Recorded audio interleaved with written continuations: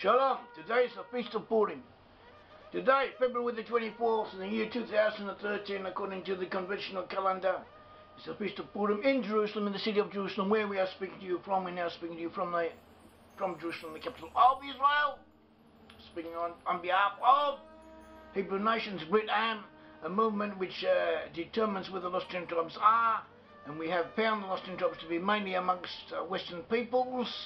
And we research this subject and we reveal it, we bring knowledge of it, we propagate information concerning it, and then also we work towards the reconciliation between Judah and the 10 tribes of Israel, between Judah and the Western nations. These are the three main principles of Brit-Am, Hebrew nations of our organization.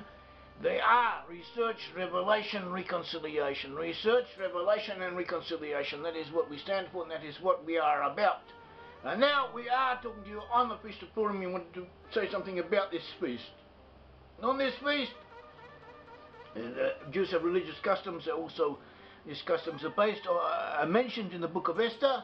And they include giving gifts to the poor, giving gifts to one man to his fellow man, each man to his neighbor. Neighbors usually give gifts of food to each other: a tin of sardines, a bottle of wine, chocolate, bar of chocolates, anything. Sometimes they can be very elaborate, very big, and sometimes they can be very small and very modest. It doesn't really matter. It depends who you are, where you are, and what you want to do. The principle is to give something, one to each other, and also to give something to poor people, to have a feast with the family, and also to sometimes imbibe alcohol on this day, which Jews do not usually do on most days. Also, people dress up. They dress up in all kinds of costumes. This is another aspect of the Feast of Purim. And it is all based on the book of Esther. The book of Esther is a book in the writing section, hagiographer section of the Bible. In the book of Esther tells us the story of Esther.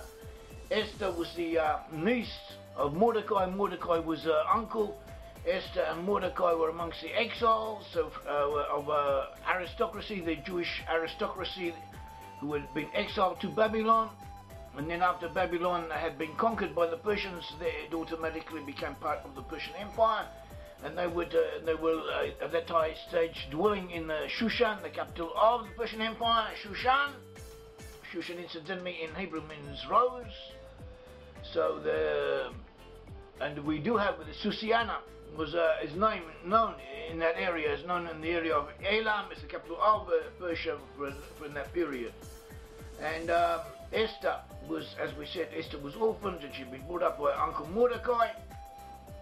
And she lived in this region, and then the king of Persia, of the Persian Empire at that time, was Ahasuerus in Hebrew. Ahasuerus was the king of the Persian Empire, which ruled from one end of the civilized world to the other, almost 120 different states, and he ruled from India to Ethiopia, or from Hadouad Kush, meaning to say from India to some place in Africa, and he ruled over all of that area. And in Shushan was his capital, and in Shushan he ordered a big feast to be made, and everyone, or at least the most important people in the city, attended this feast. And at this feast,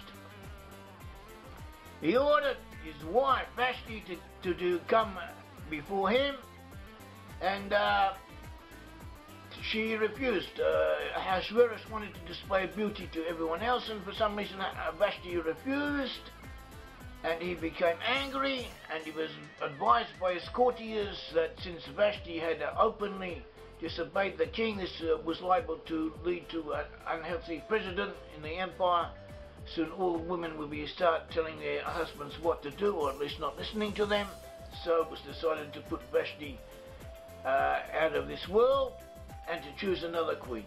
And so they had a kind of beauty contest, and all the maidens of the world, of the realm, had to be examined and judged, and then the best of them all was Esther, and Esther was chosen to be the queen in place of in place of Vashti.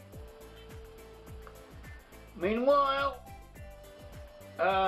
Mordecai had discovered a plot against the king, and he had revealed it to the king. And this had been written down, but Mordecai at that stage was not rewarded for his efforts. Also at this time, Ahasuerus appointed Haman, someone called Haman, a descendant of Agag, he appointed Haman as his prime minister. And Mordecai was sitting in the palace gates, or in the central area of the city, and every time that Haman went by, Mordecai refused to bow down to him. So Haman discovered that Mordecai was Jewish, so he decided to take his revenge not only on Mordecai, but also on all the Jews in the empire. Mordecai in Hebrew is also spoken Hebrew, colloquial Hebrew, and Yiddish is someone called Mordecai. It's a popular name. They're also nicknamed Moti. Moti is a nickname for someone called Mordecai.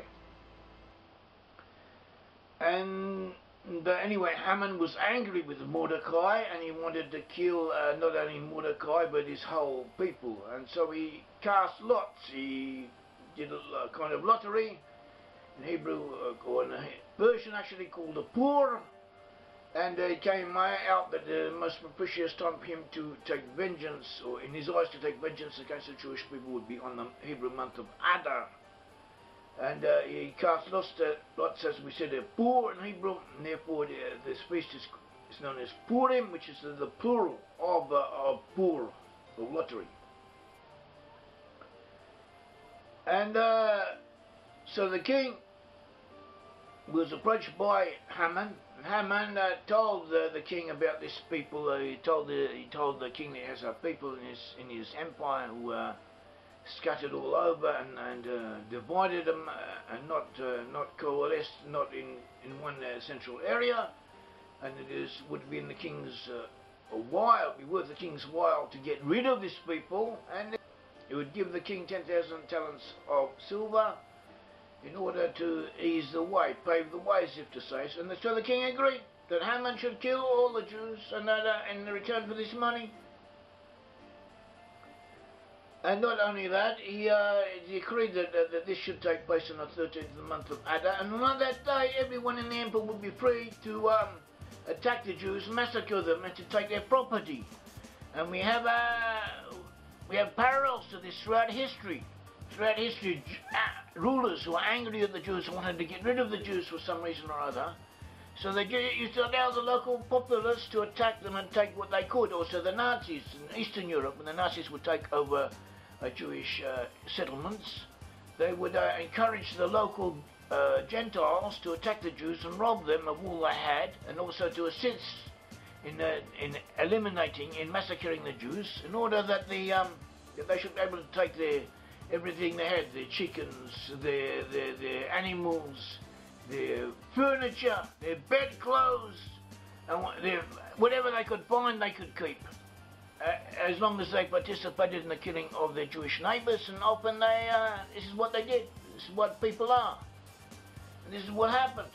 It happened in our time, not very long ago it happened, and it could also happen again, God forbid. So this is what was agreed should take place.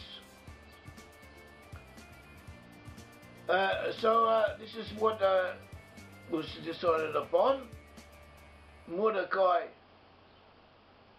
told Esther what had happened, and he begged her to intercede with the king, but she was afraid to go to break the law and go to the king unsummoned. She was afraid because if she went she appeared before the king without being called out to come towards the king, she could be put to death. In the same way as Vashti, for a minor offence, had been killed, so too could Esther.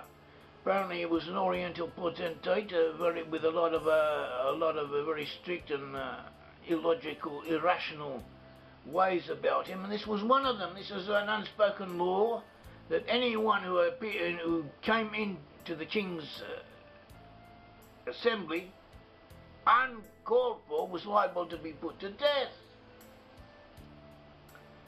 But Mordecai told her to go ahead and do it, because if she doesn't do it, the whole of the Israelite people is liable to be killed. And so she did. Mordecai prevailed upon her, and she went ahead and did it, and the king had mercy upon her, and he agreed to her to listen to what she asked, and then she asked him to come to a feast together with Haman. Haman was his prime minister, to come to this feast, and then she would tell him more. So he agreed, and when they came to the feast, Esther asked the king to come again the next evening. And Haman is very happy with this event, but it is an honour for him to have been asked together with the king to come to the feast that the queen will be holding the next day. When he goes out, he sees Mordecai again, and he is once again offended by Mordecai, and he goes back and he consults with his wife, his advisors, his friends, what he should do, and they suggested that he should build a gallows, a very tall gallows, and ask the king to for permission to hang Mordecai upon it, even before the day when which had been preordained of wiping out the Jews should come. So so Haman agreed to do this, agreed to this advice. That very night Ahasuerus, the king, tries to go to sleep and he can't sleep. He has insomnia. Something is wrong. He feels that something is wrong. So he asks for the chronicles to be read before him, the chronicles of what had been done during his reign. And they read out these chronicles, and during the reading out, he comes across the incident where Mordecai had saved him from conspirators who had been plotting to kill him. And then he asks, had any reward been given to Mordecai? And they tell him none. So the king realizes that possibly this is what the problem is, that he hasn't requited Mordecai for the good deed he did. So he decides to do something. The next day, Haman comes to the court. And Haman comes to the court especially to ask the king to hang Mordecai.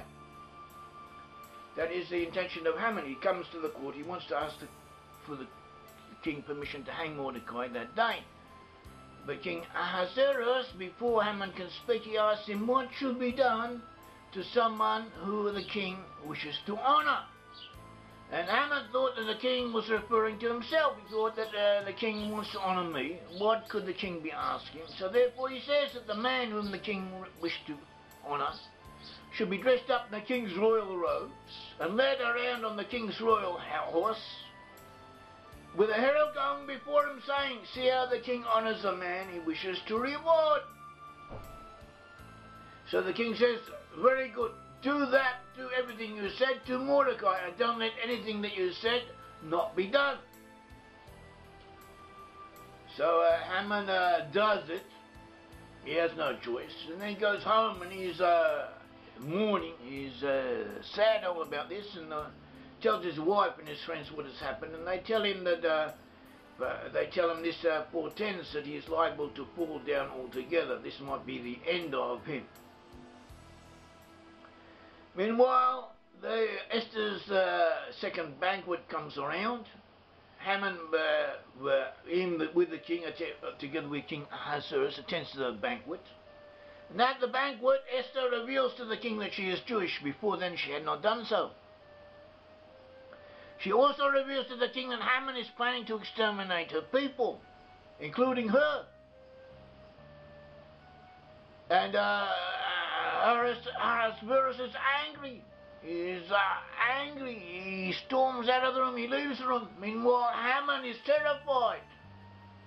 Haman is terrified, and he starts pleading before the queen, and somehow he falls on the queen. The queen falls over and Haman is on top of her. At that very minute, the king comes back and he sees this situation, and he says to Haman, do you want to rape the queen whilst I'm in the home? In other words, we see from this that he had been jealous of Haman beforehand, and perhaps Haman had put his eyes on the queen. He saw how the queen had liked him. Queen Esther was very beautiful, apparently extremely attractive, and she had specifically asked that Haman come together with the king to the first feast, then to the second feast, and Ahasuerus was a primitive type of person, extremely jealous by nature. Perhaps he had suspected Haman of casting his eyes on the queen, and he had been thinking in that direction, and now he is angry at Haman for wanting to destroy this people to whom the queen belonged. And he comes back in, and his situation looks to him as if Haman is trying to assault Her Majesty. And at that very moment, so he bursts out, "Are you trying to rape the queen with me in the home?" And then one of the courtiers says, "Look, there's the gallows that Haman built, and he wanted to hang Mordecai on it. Mordecai, who saved your life, Haman wanted to hang him on those gallows." And so the king orders that Haman be hanged on the gallows. And so he was, together with 10 of his sons. So then the king, he realizes, he speaks to Mordecai, he speaks to the head of the Jews, and he says that the date had been fixed, the date of the 13th of Adar had been fixed, when the enemies of the Jews would be allowed to do what they wished to the Jewish people, to rob and kill them. And because of the laws of the kingdom, because of the constitution, a law such as this that had once been promulgated could not be revoked, it could not be annulled. But remedial steps could be taken in advance. Even though the decree itself could not be revoked, the Jews would be allowed on that day to defend themselves, not only to defend themselves, to have the help of the royal troops in doing so, and to take revenge upon their enemies. And this is what the Jews did. And the Jews did, and the Jews did, and they killed a lot of people on that day. On that first day, 13th of Adar, they killed 500 of their attackers. And then on the next day, they also killed 75,000 of their enemies. And this is what we are celebrating now. So that is more or less the story of Esther. There's a bit more to it, but that is it in a nutshell. That is, it is interesting, it is amusing, it is also historically true. And we have a few questions that we've answered over the years, or observations that we've made concerning this event. So one of them is that the Midrash says that Esther was a Yerak-Rak. Yerak-Rak in Hebrew can mean green or greenish in modern Hebrew, but in the classical Hebrew, Midrashic Hebrew, it meant yellow. And Yerak-Rak meant very yellow. And so this suggests that Esther was Yerak-Rak. It would suggest that Esther was blonde. And this would be one of the reasons why no one had ever suspected her of being Jewish. Because there are blonde Jews, there are quite a lot of blonde Jews, but blondness is not considered a typical characteristic of Jews. Jews who are blonde, but Jews are more usually considered a stereotypical image of a Jew as someone who's a little bit Mediterranean colouring, a little bit darkish. And so this was possibly one of the explanations as to why the ethnic identity of Esther, being Jewish, had not been known, had not been suspected. And this is what the Midrash indicates. We don't know for sure, but this is a strong indication from this terminology.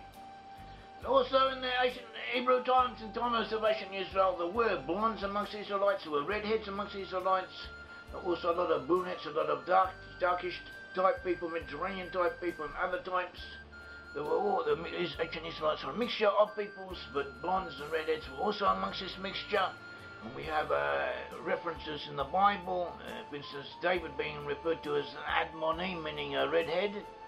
And we also have pictures, Egyptian pictures of people from the area of Israel showing people who are redhead, blonde, very light-coloured eyes, blue-eyed, and also, as well as that, we have a lot of people who are depicted as being darkish or brown-haired and brown-eyed and so on. So every type was there.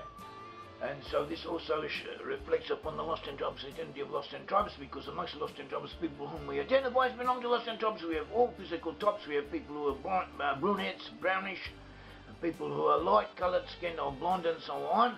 And we also have to factor in the effect of environment, of genetic drift, that sometimes amongst certain families, in certain areas, one or other of the different physical types that exist amongst them becomes predominant, and this is a known phenomenon in history and in genetics and in modern day DNA studies as well.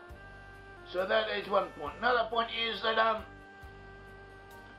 Esther and Mordecai were from the tribe of Benjamin. Benjamin was the son of Rachel, or Rachel in Hebrew. Joseph also was the son of Rachel. Rachel was the wife of Jacob. Jacob is also known as Israel. Israel gave rise to the 12 tribes of Israel. Israel had 4 wives. He had his two main wives were Leah and Rachel. The second wives were Zilpah and Bilhah, who were maid servants of Leah and Rachel. And these women all had their own little inner rivalries and corporations, as everyone does, as women do, as men do as well. And this arrangement of relationships was reflected in the history of the Israelite nations, and it was different reasons, for symbolic reasons. It was needed that from both Rachel and Leah would come kings of Israel, and indeed they did. From Leah came the house of David, and from Rachel came, first of all, Saul, and after that the kings of Israel, the kings of the 10 tribes of Israel, were separated from Judah and set up their own kingdom. From this kingdom they were taken into exile and disappeared. They lost the consciousness of their identity, and they became known as the lost 10 tribes of Israel. In the process of getting dressed up as a red man. I don't exactly know what a red man is, so I expect you don't either. But whatever it is, I am getting dressed up as one, and that is why my face has changed to a reddish colour. It is Purim now, and we are very happy.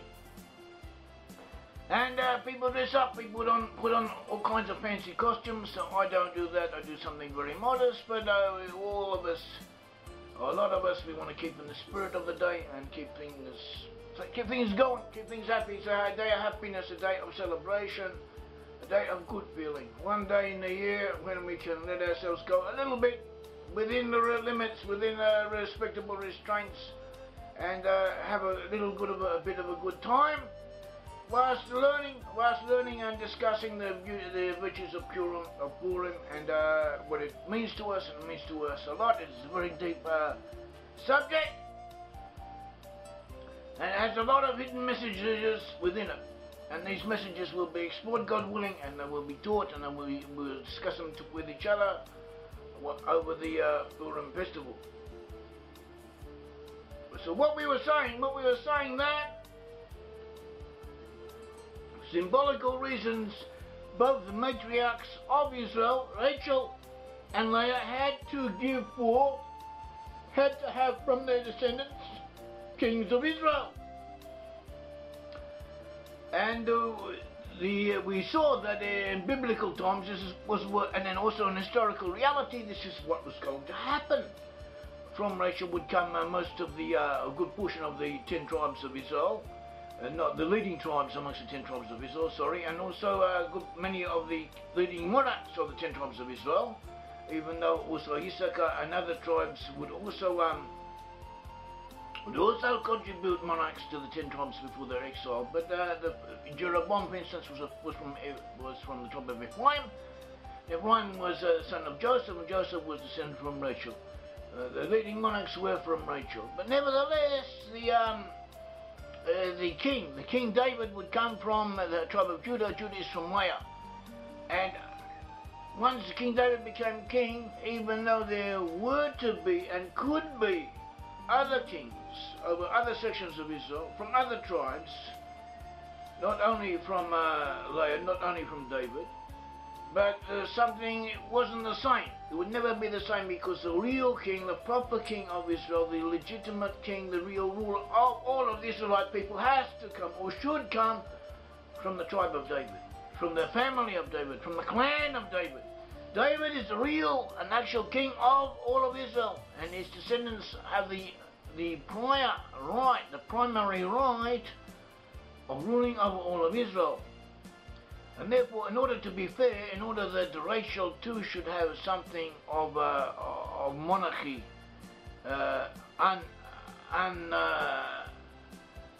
which is unsullied, as if to say, in a straightforward way, it was therefore so decreed by divine providence that a king should come from Rachel before the appearance of David.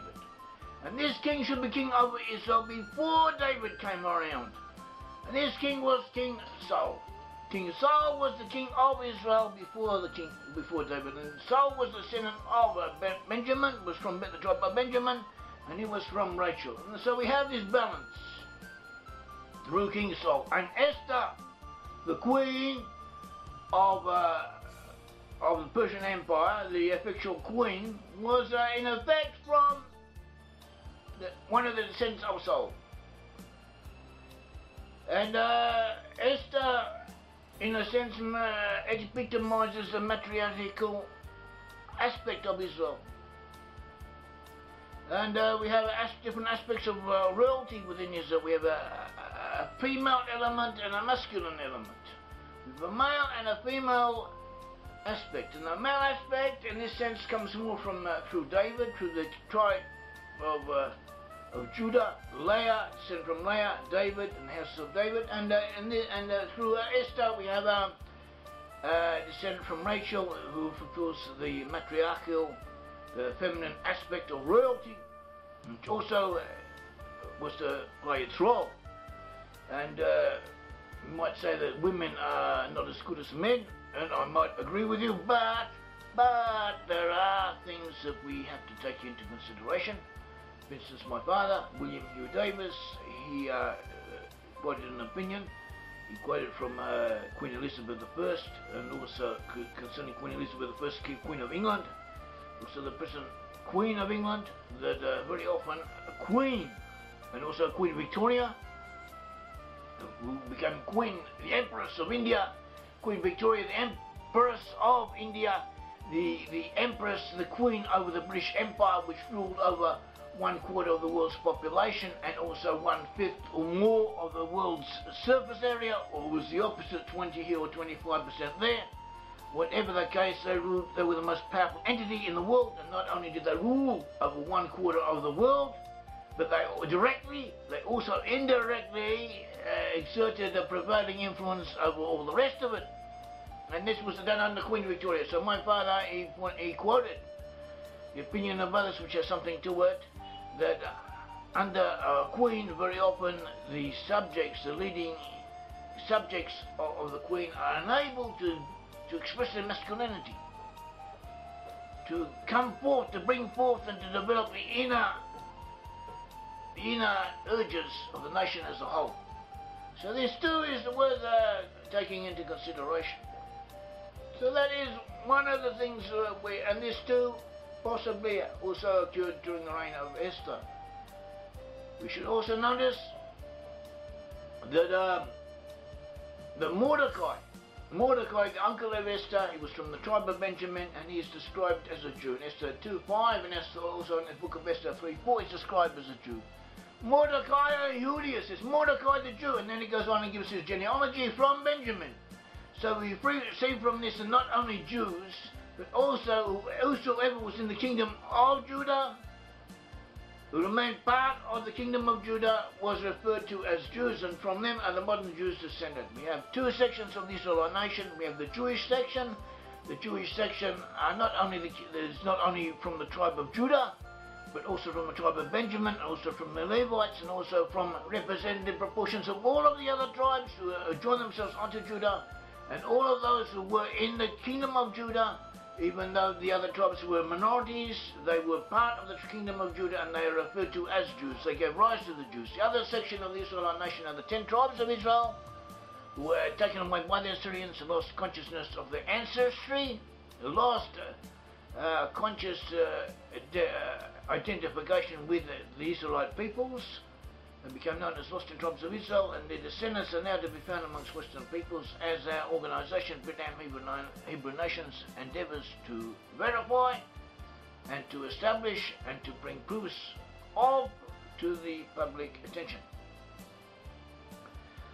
So that is what we should remember. Another point that we should know is concerning Esther rectified a fault of her ancestor King Saul. And we too, every single one of us, very often are put in this world for a purpose. You are in this world for a purpose. I am in this world for a purpose. Every single one of us is a task to play in this world.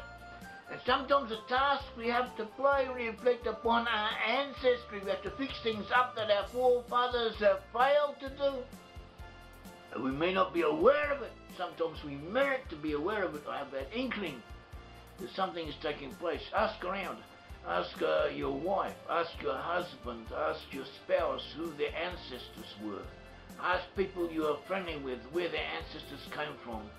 And in some cases you will discover that their ancestors and your ancestors knew each other way back there.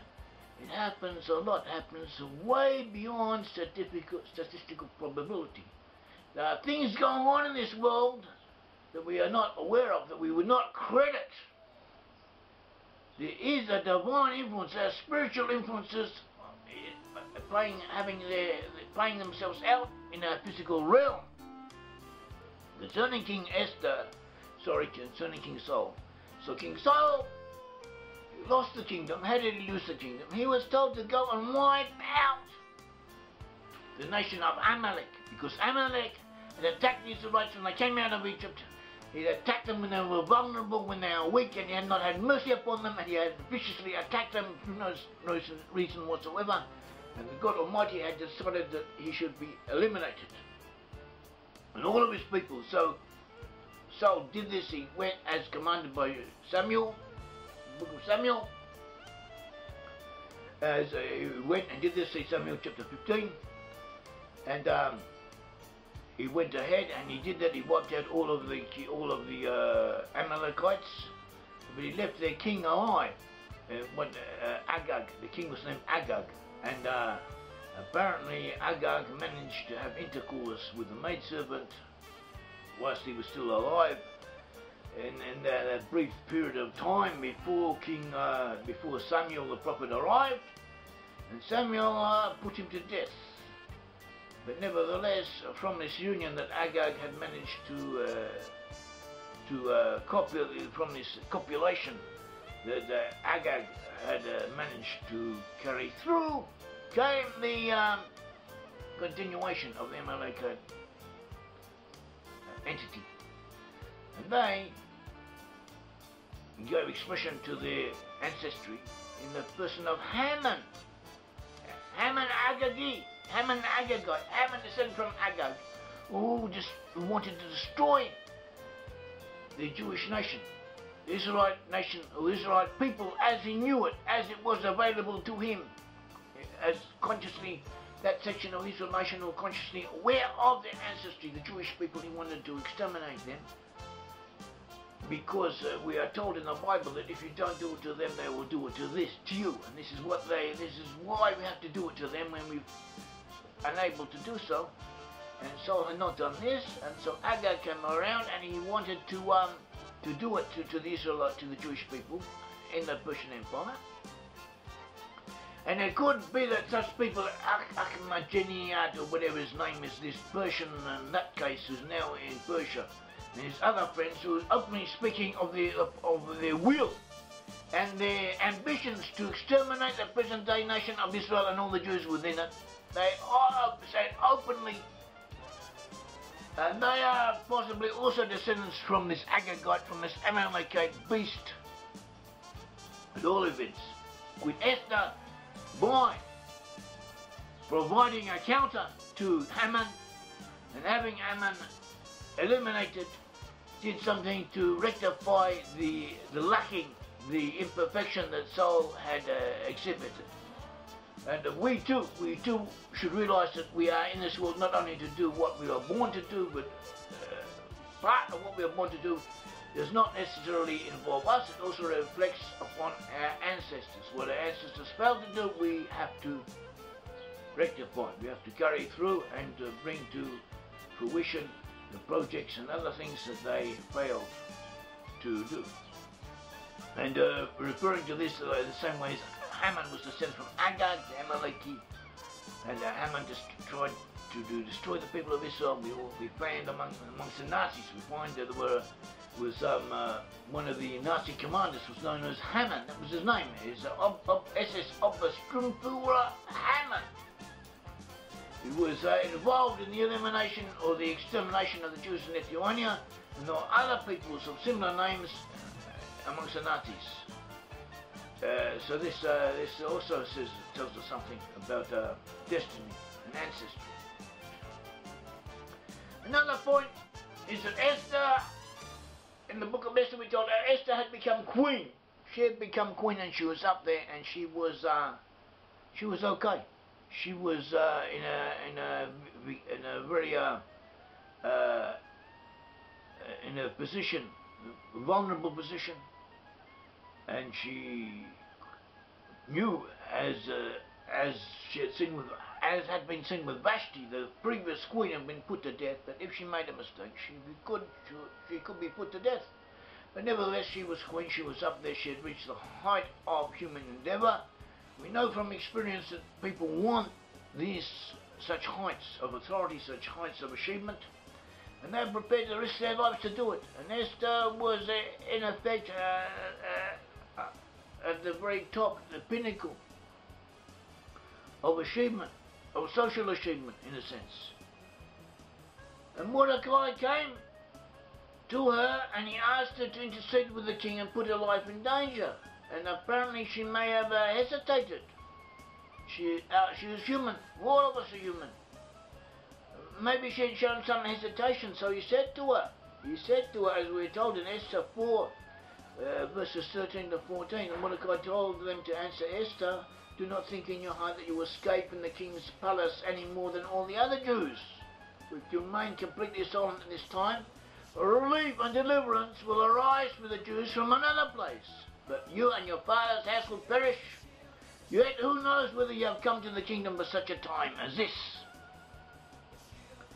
As Esther was being asked to risk her life and save her people, and Mordecai warned her not to think of herself. Esther, the superficial level, she could have stayed as she was. King did not know her nationality, and apparently he had decided not to do so, and he would have, we can rely on him if he was sufficiently infatuated with Esther. Even if all the Jews had been killed and they had been known that Esther too was Jewish, he may have done something. He may have Aryanized her like the Nazis sometimes did to those Jews who found favor in their eyes. We told the story of Hitler. May he rot in hell, or may he rot wherever he is.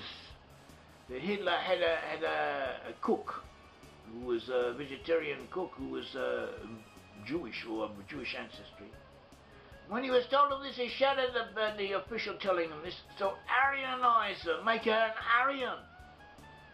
And so Esther too could have been Aryanized, as if to say it. Incidentally, the whole concept of Aryanization, this comes from the area of Persia and from India. It's not something that sprang up amongst 19th century Germanic scholars, as if to say, something they copied from Indian paganism. And now I speak, I meet Indians now and again, or I have corresponded with them, and they are into this whole thing about Aryans. They think they are the Aryans. The white Indians think they are the Supermen.